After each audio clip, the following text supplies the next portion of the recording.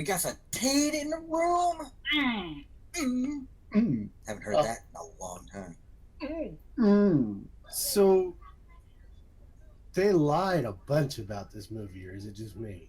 They overhyped this movie, is what they did. Yeah, that's true. Now, Did they, or did you all figure out all the plot points? well, okay. There was that too. There was that too. I'm going to say this right now. I enjoyed it. I've seen the movie twice now. Took my son to see it. My wife was going to see it with me the first day. She was upset, so I took her the second day. And she too was disappointed walking out of there.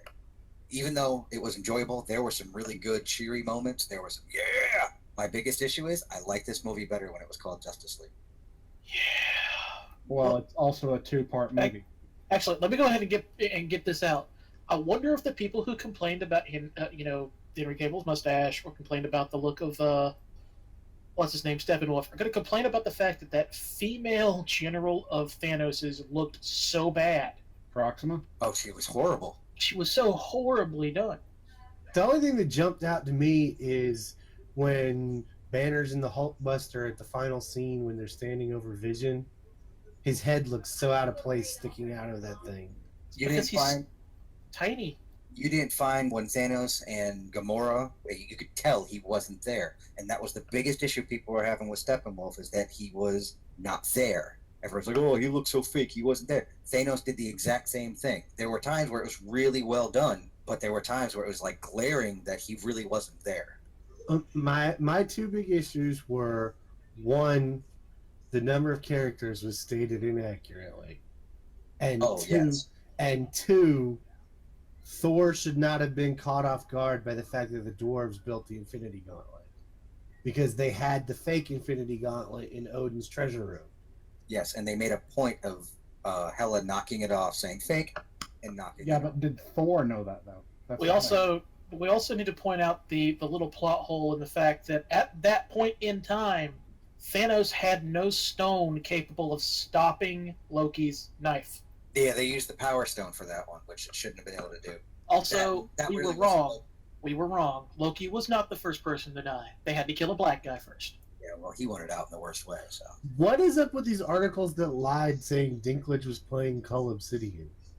I don't know, but I thought it was hilarious that Dinklage was playing this giant dwarf. Giant space dwarf. That cracked me up so bad. It actually took me a minute to realize it was Peter Dinklage. Was it entertaining? Yes. Yes. Entertained? I was beyond entertained because there were so many, dude, Captain America, the whole Cap entry was like, giggity, oh, yeah.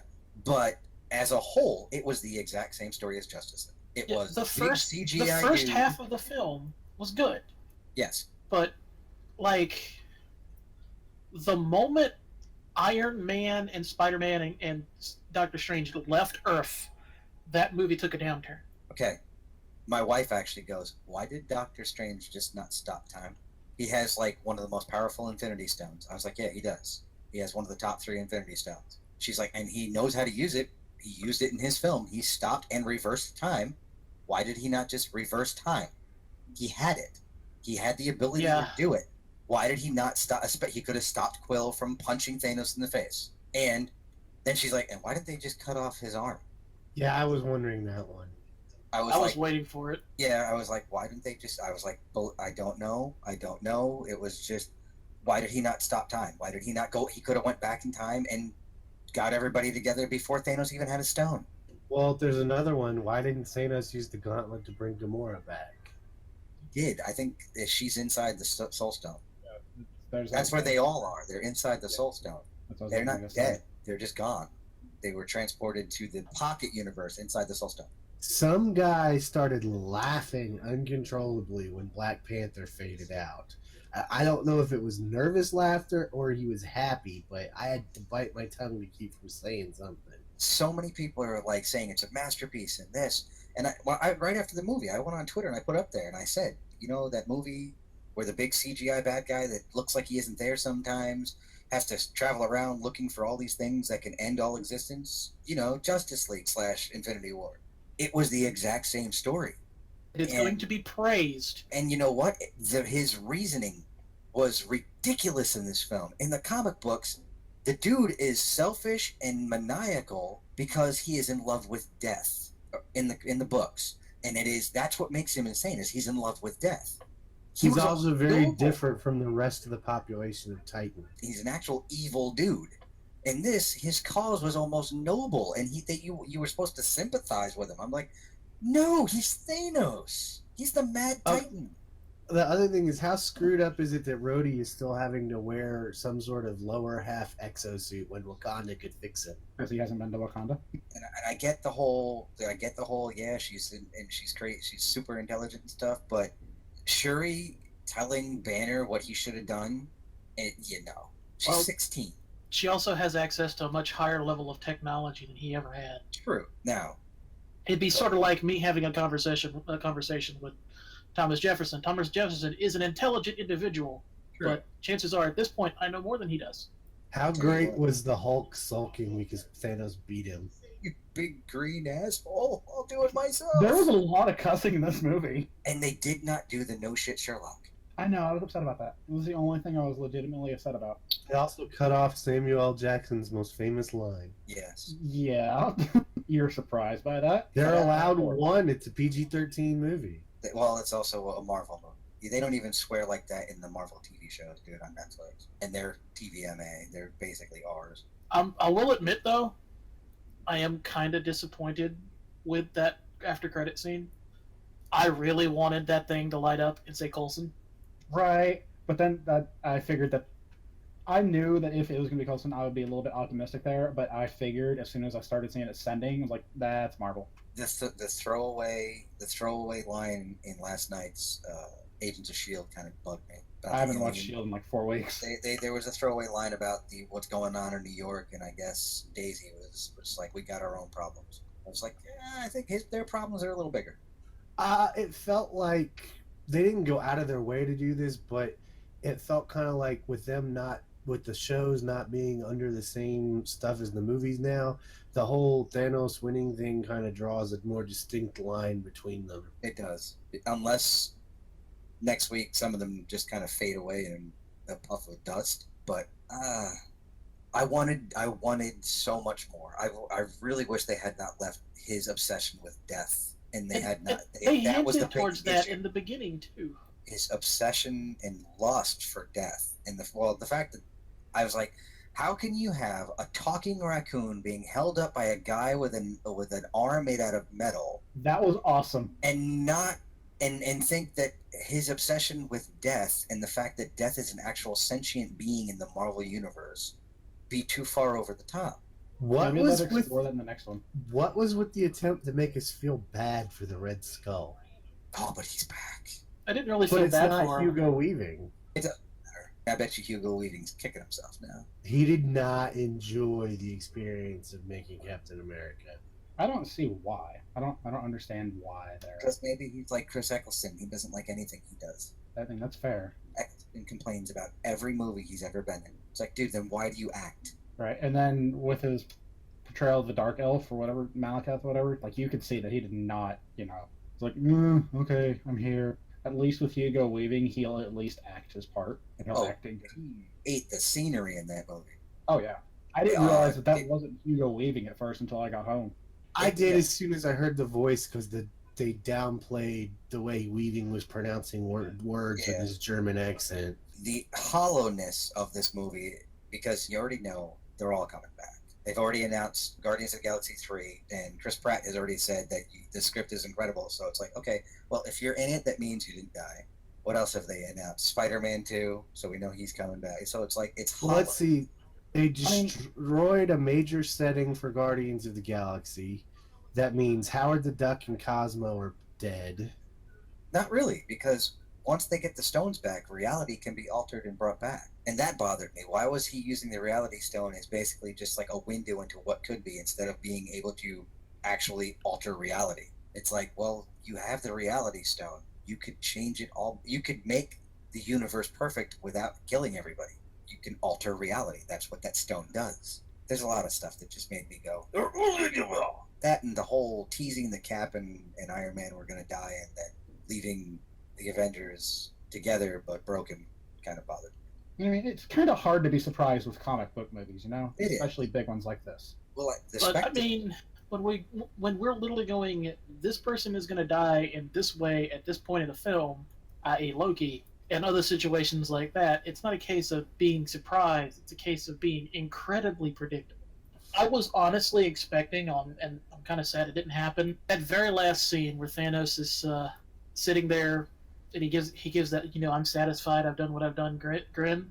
I was honestly expecting a knife to go through him, and you hear the words, "I told you you wouldn't be a god," and then it just fade out. Oh, dun. Now, music. Alan Silvestri back doing the music. It was awesome.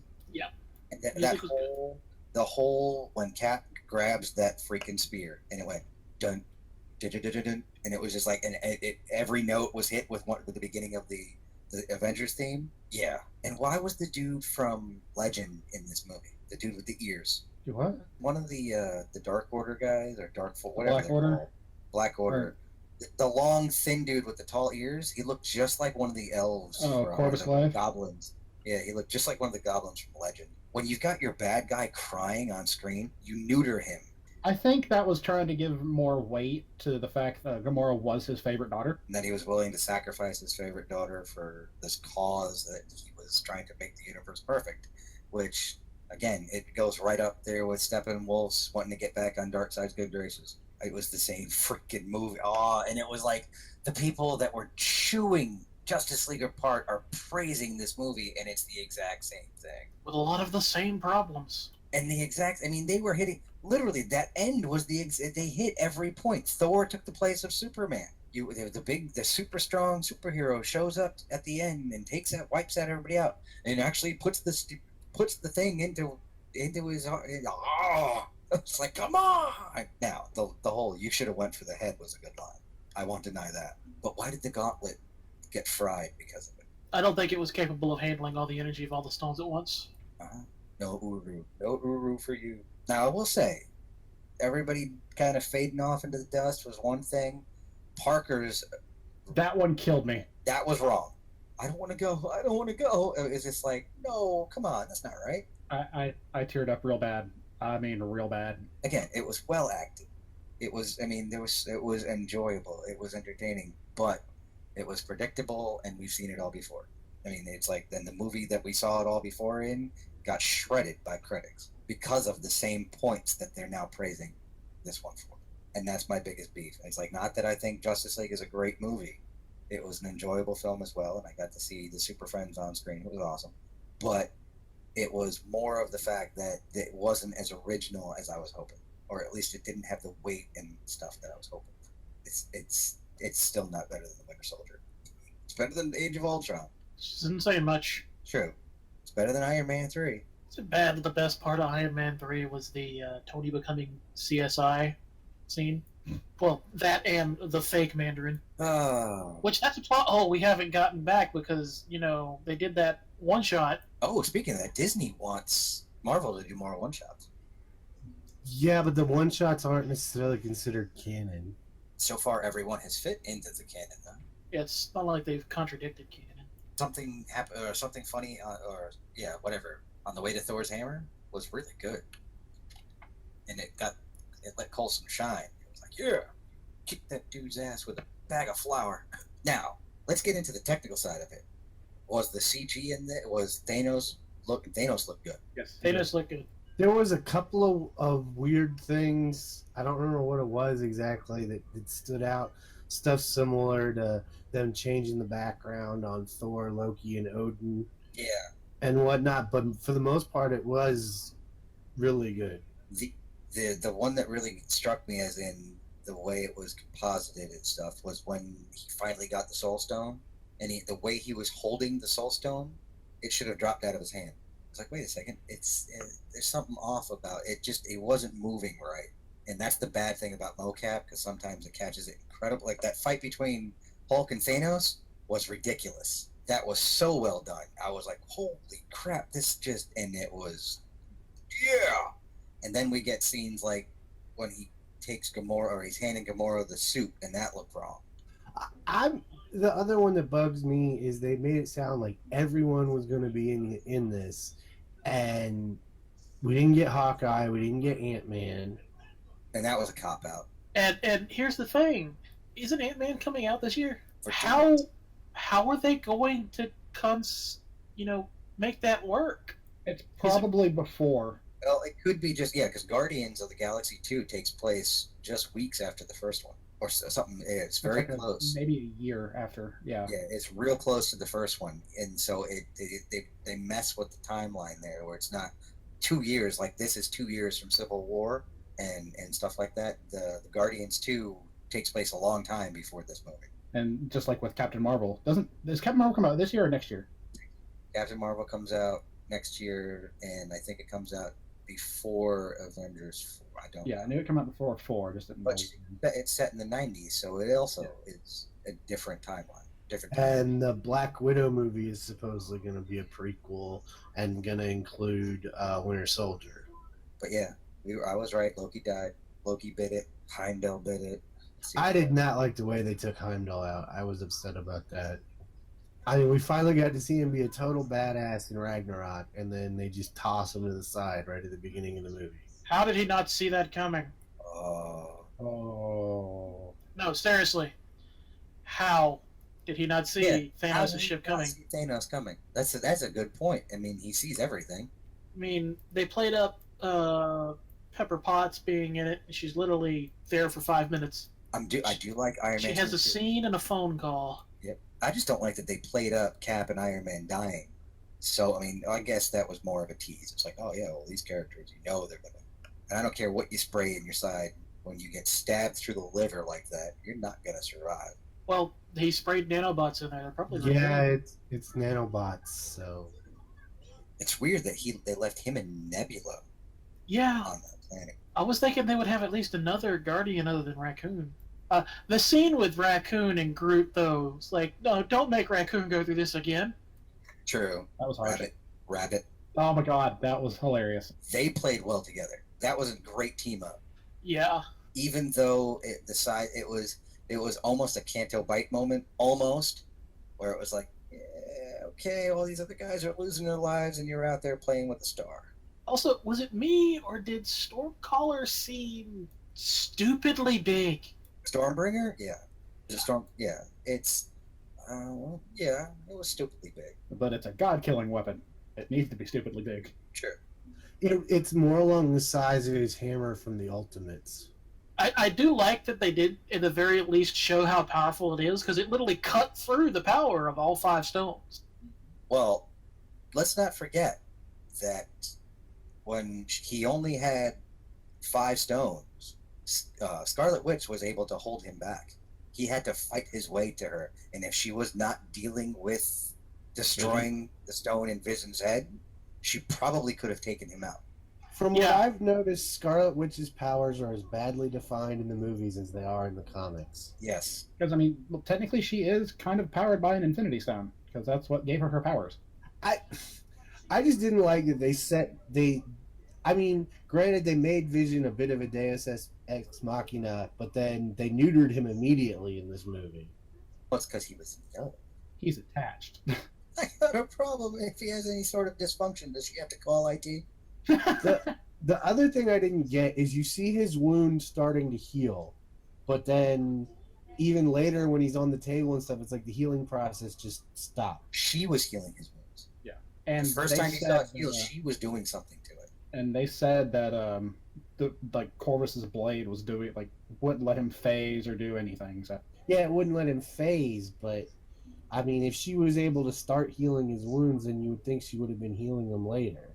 I do like that the weapons they carried were very reminiscent of Loki's spear. They had the same feel to them, so they all kind of, I mean, again, it's Marvel. Marvel knows what they're doing. Everything ties together, but so frustrating. So frustrating. I think it's more frustrating for me knowing that Zack Snyder had the exact same plan to do Justice League 1 and 2, where Steppenwolf was just the beginning and Darkseid was the real bad guy, and then they told him no and they made him do it in one film. So the whole Darkseid thing got thrown out, and I was just like, man, because Darkseid on screen would be just as powerful as Thanos. Actually, I think Darkseid is more powerful than Thanos. Yeah, because technically Darkseid's a god, isn't he? Yes. Thanos is just a Titan. Yeah. Yeah, but the Titans are kind of the equivalent of the new gods. Yeah, but Darkseid's still more powerful. It usually happens that way when you steal a character, because Thanos is a direct ripoff of Darkseid, and they'll admit to it. It's like, oh yeah, without Darkseid, Thanos would not exist. I mean, seriously, put the Infinity Gauntlet on Darkseid, and it would be all kinds of that's bad. Thanos, yeah. Literally, they're in one of the crossover comics. Darkseid got the Infinity Gauntlet, but because it was in the DC universe, it was powerless, so he literally discarded it. Yeah, worthless. But it was so much. When my wife walks out of a superhero movie disappointed, I know it was disappointing. She was like, they just gave up. It's like, what do you mean they just gave up? She's like, she's like, they weren't even trying. I was like, what do you mean? She goes, we saw 2 films where they literally fought tooth and nail. It's like, they were fighting pretty hard in this one. She goes, not the same way. It was like they already knew they lost this battle. She goes, that, and there was a lot of sitting around. It's like, yeah, that's true. We never got to see him get the first stone. Nah, I always felt that was a cop-out. It was. To watch the Nova Corps get taken out. I don't think it would have been much of a fight, though. He didn't have a stone at that point. Well, my thing is how much there shouldn't have been that much of the Nova Corps even left. Yeah.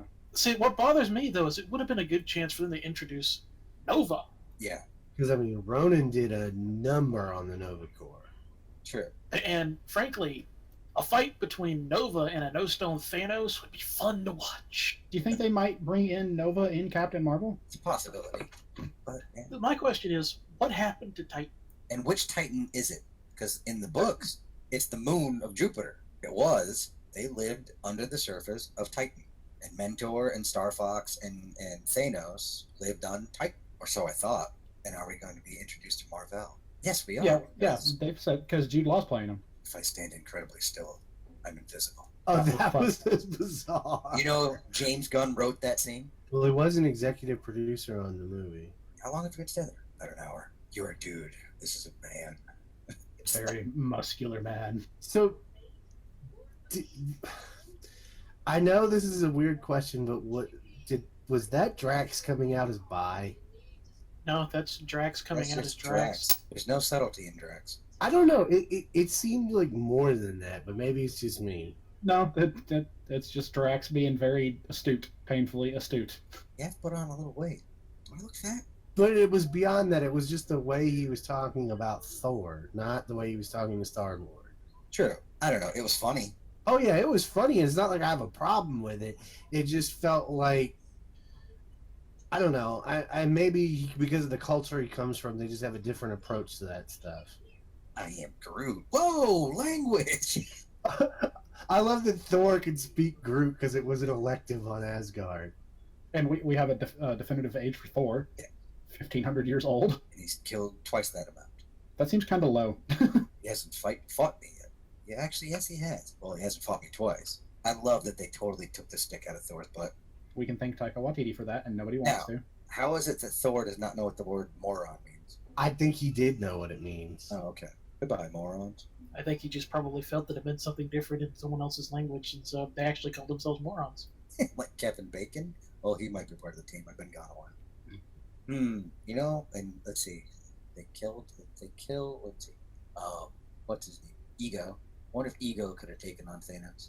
Yeah, probably. Without any Infinity Stones, probably yes. Even with probably 2 or 3 of them. Poor Hulk. He got throat punched. Got punched in the throat hole. You realize that was a reference to the puny god scene, right? Oh, yes. The way he threw him to the ground, it was so... Yeah, it was like, woof.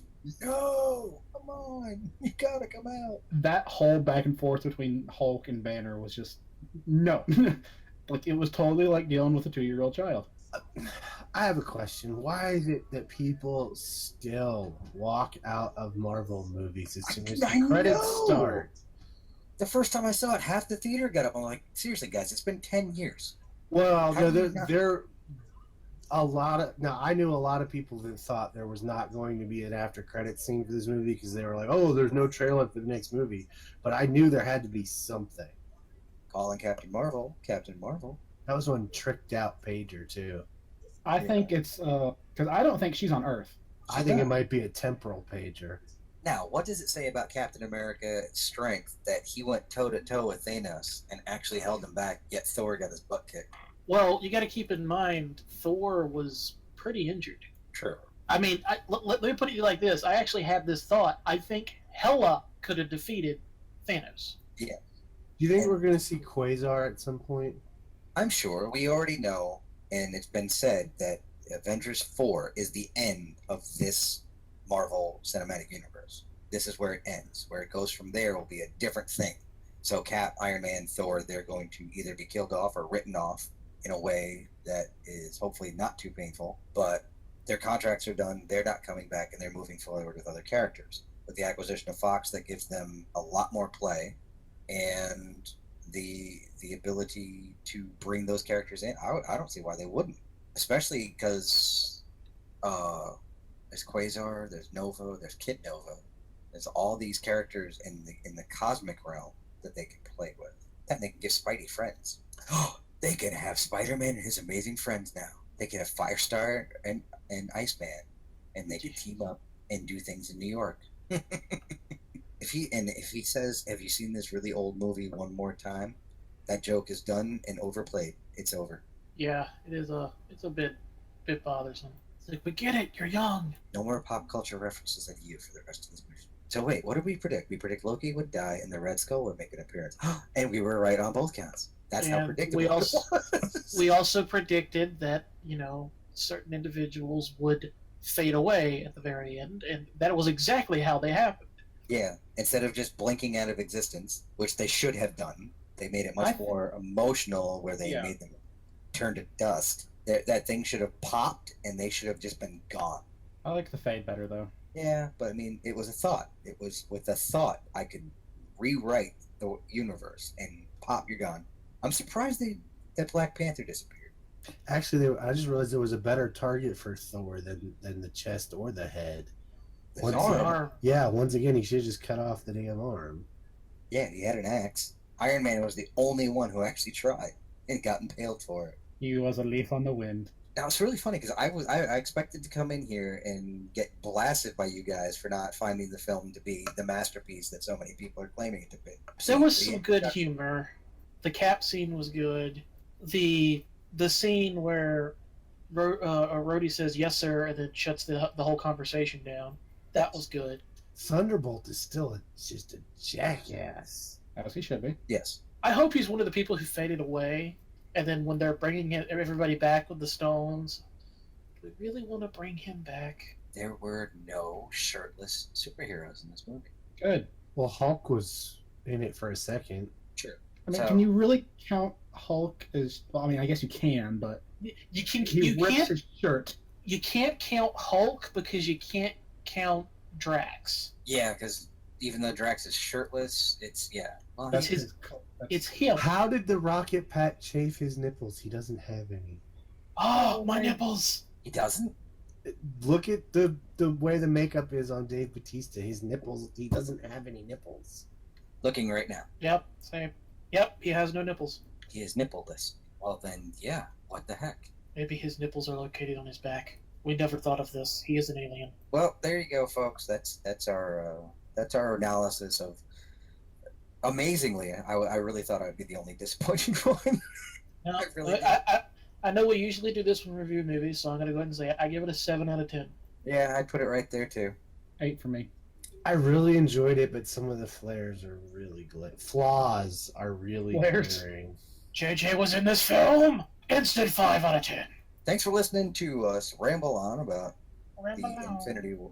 And I'm sure that we will get some really nasty comments by people who listen to this that find our critique of the film to be misguided and uninformed and uneducated and whatever else you're going to call us. But to be honest, the movie, while entertaining and while big, huge spectacle and epic, has some flaws. I mean, I'll still say this about it. I think that's mainly because it is a two-parter movie, or was designed to be a two-parter. I have no problem with that, though. I'll end with this. Okay, every film we knew there was going to be a sequel to, or we knew we were going to lead into something. Like, I've come out of every Marvel film except for 2, both being the first 2 Thor films, being excited to and wanting to see the next one. You would think with the way this one ended, I would want to be excited to know what's going to happen, and I lacked that. I literally walked out into my car, got in my car, took a deep breath, and went, I don't think I liked that. I did the exact same thing. Oh, it did. It was not a feel good movie. It was not a feel good movie. But it wasn't even a feel. It wasn't a feeling of feeling good or bad. It was more of a holy Defeated. crap. Not even defeated. It was more just a sense of being cheated. I didn't feel vested in the film. Yes, I think it's more because of the fact that we know how this ends. Whereas, where like Empire was one of those films that ends where you were expecting the sequel and you felt defeat because it ended the way it did, but you still walked out of there hopeful. Whereas I don't feel hopeful because I mean, as predictable as this one was, they really better pull out some stuff in the next one to keep people from going, yep, figured that out, figured that out, figured that out, saw that coming, because this movie had a lot of saw that coming. And I think it suffered from like almost the opposite of what The Last Jedi suffered from. People trying to hypothesize and postulate what's going to happen and stuff like that. And, you know, with a comic series that's been going on for so many years, and, you know, the Infinity War has been done, what, twice now, technically? And they're working for another one, I guess, yeah. So, I mean, there's only so much you can do with a plot like that, you know? True. So, again, I mean, yeah, I guess we gave it an 80, which is kind of what it's floating at right now on Rotten Tomatoes, I guess. Yeah, like 80, 85. Yeah. So, I mean, again, enjoyable. Was it worth the $11 to see it twice? Sure, definitely. Was it a good popcorn movie? Yes. Did it have its moments? There was actually cheering. The second time I saw it, people cheered. When Cap showed up, there was cheering in the theater. It had moments. It was funny at times. Overall film, it was enjoyable, but compared to Thor Ragnarok or the first Avengers film, it was lackluster, and it's not going to be deserving of all the praise you're going to see it get. And the only reason it's getting it is because it had Marvel in front of it. Exactly. And yeah, I mean, the best Marvel movie still would be Winter Soldier, in my opinion, of all 10 years of Marvel films we've had. And what this is, the 19 films out of the 19 Marvel films, Winter Soldier still stands at the top of that list. I don't even know if this would be in the top 5. It wouldn't be for me. No, not for me either. But I think we're done. We're done. We're done. Thanks for listening. And Tate, it was good to have you back. I miss being here. All right. I'm not even saying say goodnight, boys. We're just done. You can say goodnight. We're going to sit and watch the sunset just like Thanos. But we're not going to be satisfied about it. And on that note, we're done.